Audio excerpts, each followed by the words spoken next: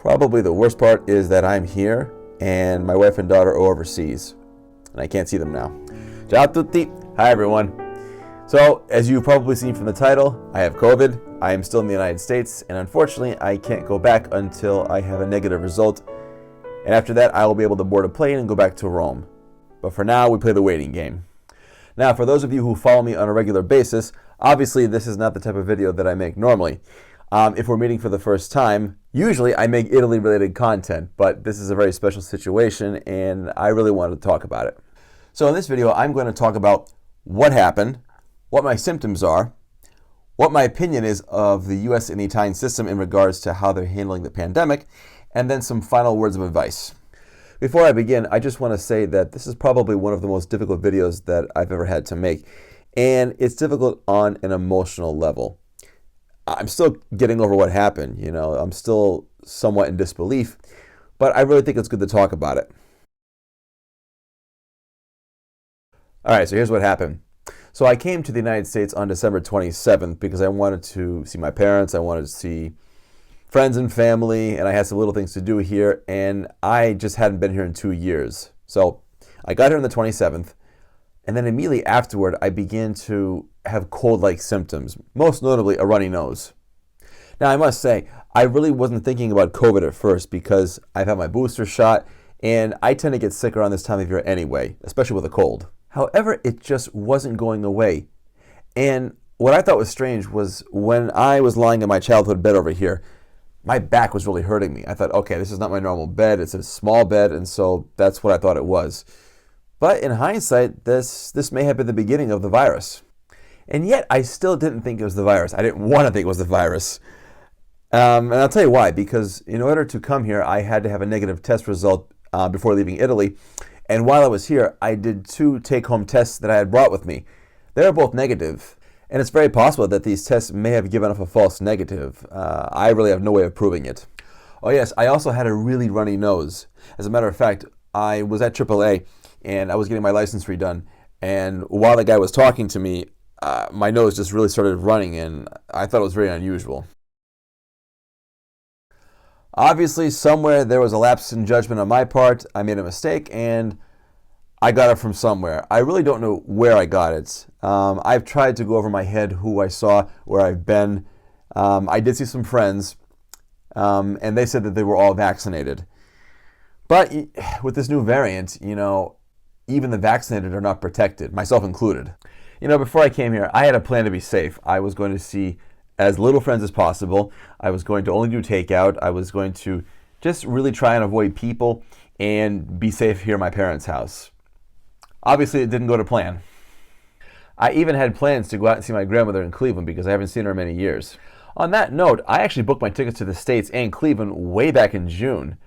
I thought that in 6 months, our situation would have improved and I wouldn't have had to have worried about this pandemic situation. But here we are. Thank God I canceled that trip out to Cleveland because if I had gone out there and I had given her COVID, then I don't think I would be able to forgive myself. 6 months in advance, wow. Yeah, if I had known that we would still be in these pandemic conditions, I never would have bought the tickets and I wouldn't be here now. No. But anyway, how did I find out that I was positive with COVID? Well, according to Italian law, anybody that wants to enter Italy must have a negative COVID result within 24 hours of arriving in Italy. So that's what I did. I booked a quick antigen test at a CVS about 6 hours before my flight because I wanted to get a COVID test right up until flight time.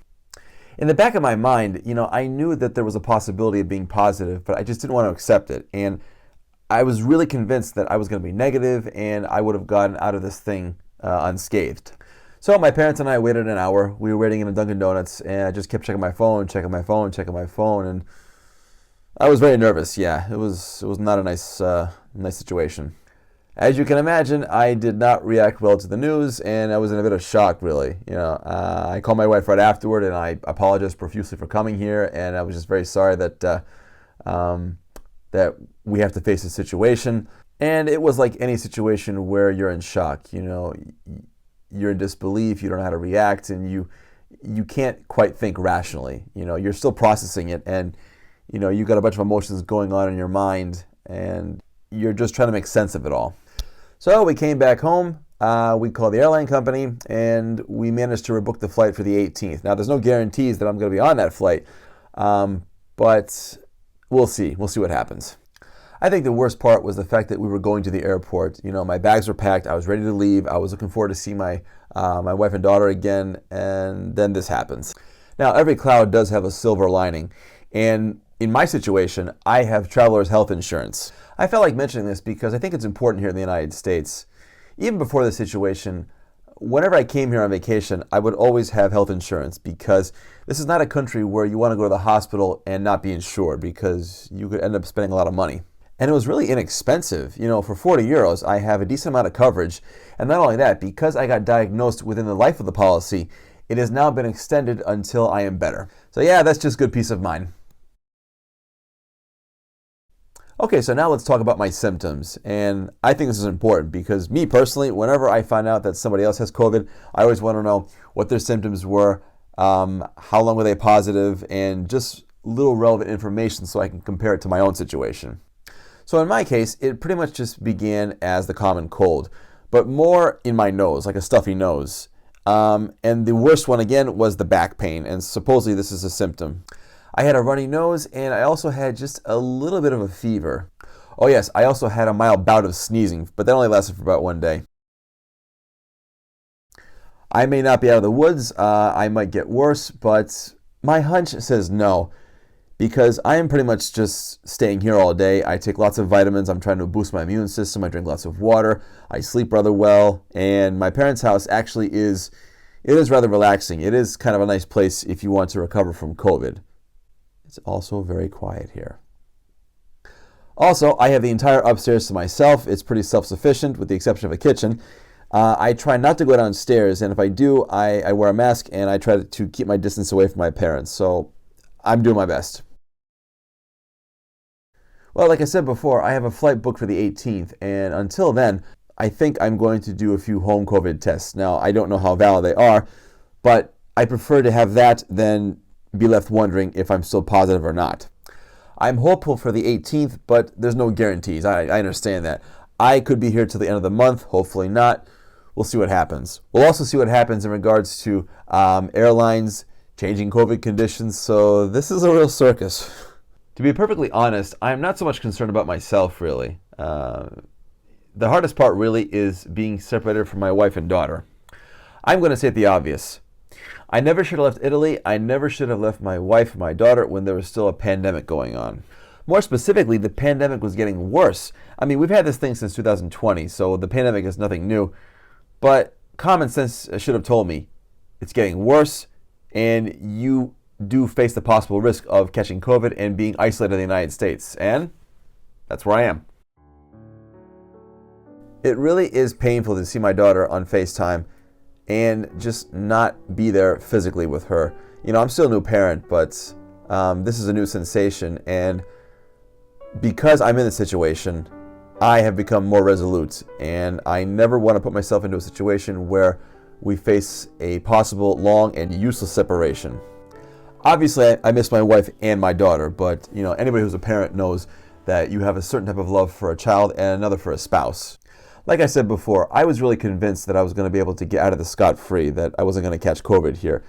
You know, I thought, hey, you're triple vaxxed, you're going to be safe, you know.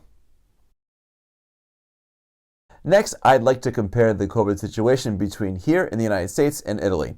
I was going to save this for another video, but I think it should be said here. Now, to start off, there are idiots in both countries, both here and in Italy. But in an absolute general sense, I would say that Italy is handling the situation better. Now, I'm not looking at facts and figures or even getting into politics or something of the like. I say this because it's from my own experience. Now, before I left, in Italy, whenever you go into any public business, be it a supermarket, be it a doctor's office, wherever, people always wear masks. The vast majority, I would say. Italy is also much more vigilant in regards to the Green Pass. And for those of you that don't know what it is simply a document which is scannable, and it just tells your vaccination history. If you've had a booster, if you've had a double vaccine, and probably other things as well. Speaking of the Green Pass, I use it whenever I drop my daughter off at daycare. Now, granted, they don't check it every single day, but they have checked it at least twice a week. Also, if you want to eat inside a restaurant, then you must have a green pass. I have not seen that here at all. Now, don't get me wrong. Also in Italy, there is still plenty of resistance to green passes, masks, and everything COVID related, really. So Italy is no exception.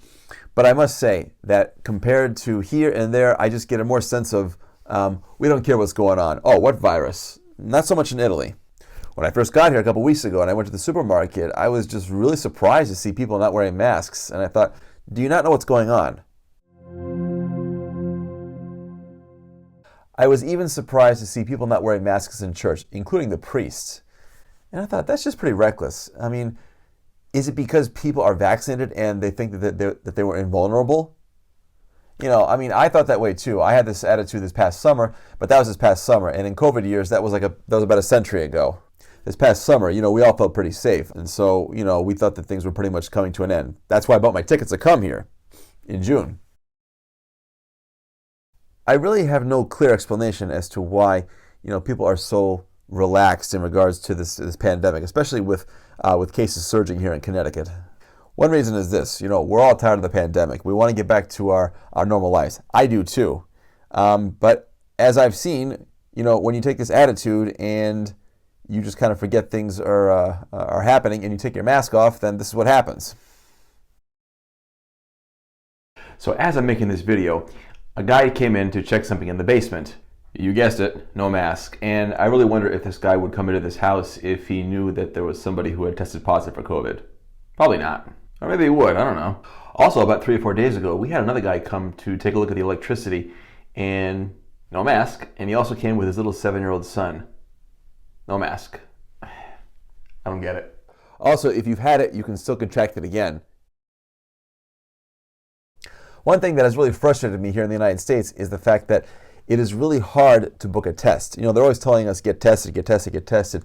That's fine, that's wonderful, but you're not making this easy. I mean, if I wanted to get tested tomorrow at a CVS or a Walgreens, I can't. You know, there's probably other places where you can get tested, maybe pop-up sites really, but I don't think it's really easy to get tested. I just don't.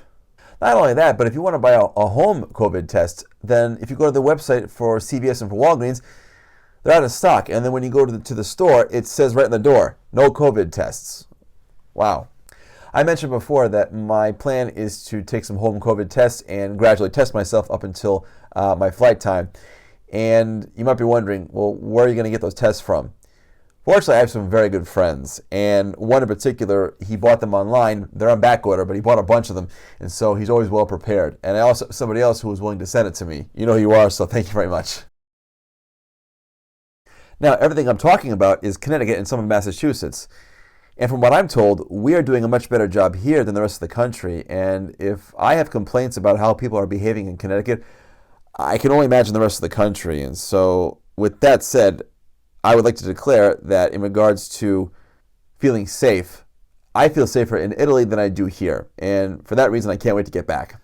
So why am I making this video? I would say that the main reason that I'm doing this is to simply inform people, because this is a very real situation. I'm a living case of COVID. Nobody is invulnerable. And I think I was like many other people. You know, I just didn't think it was going to happen to me, you know, but it did. I think this is a partial explanation as to why people aren't taking this thing seriously, because they just prefer to go la la la la la and just say, oh, well, it's not going to happen to me. You know, I will worry about it when it happens to me, if it happens to me.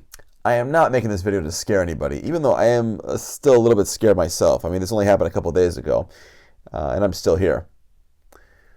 But like I said, this is something that needs to be talked about. We all need to be made aware of it, and knowledge is a weapon, in my opinion. The more we know about it, the more we can prevent it.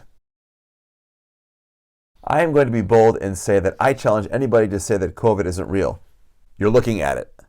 Also, in the past 24 hours, I have spoken with 2 students of mine, and they are both positive. Now, I am not here to talk about what's right and what's wrong. I'm not here to say, you know, we should all get vaccinated and wear masks. That's what I prefer to do. And, you know, you can do what you want. But I just wish that people would stop being so naive and selfish, because I think that's really what has caused us to be in this problem that we're in now. Just people not acting responsibly. That's the whole cause of the problem, in my opinion. I myself was a tad irresponsible. Yeah, I'll admit it, actually. However, there's people that are a lot worse than I am, really. I made an effort, and in the end, it didn't pay off. But I think it's because this new variant is really easy to contract. This pandemic is not all about you. It's about all of us. We're all in this together. I've heard it said that even in the worst situations, it's important to be grateful. And that's what I'm trying to do. I look at it this way. I am here in quarantine, and I found out that I was positive before going to Italy. So that means I can stay here and get well and not possibly infect my family. I'm also grateful that I have a lot of support from family and friends, that I can spend some extra time with my parents, that my symptoms so far have been mild. I haven't had to go to the hospital, and hopefully it stays that way. I'm also grateful for this YouTube channel. Thanks to this channel, I'm able to reach thousands of you, and I'm able to tell you about my story and just try and spread a little awareness of what's going on. And if I can convince just a handful of people to be more careful, then yeah, this is worth it. Hopefully, this is my last COVID video, but it's anybody's guess. I don't know how my body's going to react, so I might be here for a little while longer. You will see. So, once again, be safe, trust God, and I will keep you all posted. Thank you very much for watching. I'll see you next time. Ciao.